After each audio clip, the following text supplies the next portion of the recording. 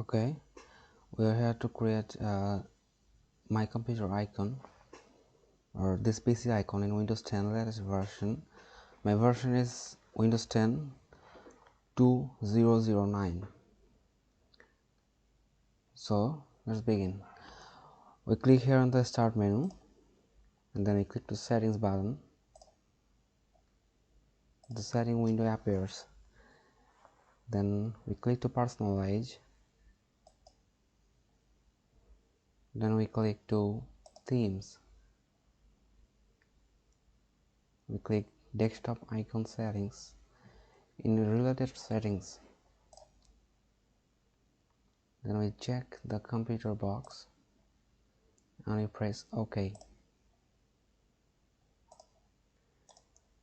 Then we show the view, show desktop icons, and then our my computer icon or this PC icon will appear here.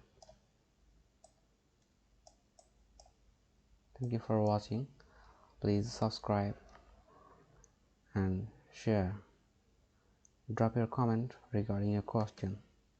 Thank you.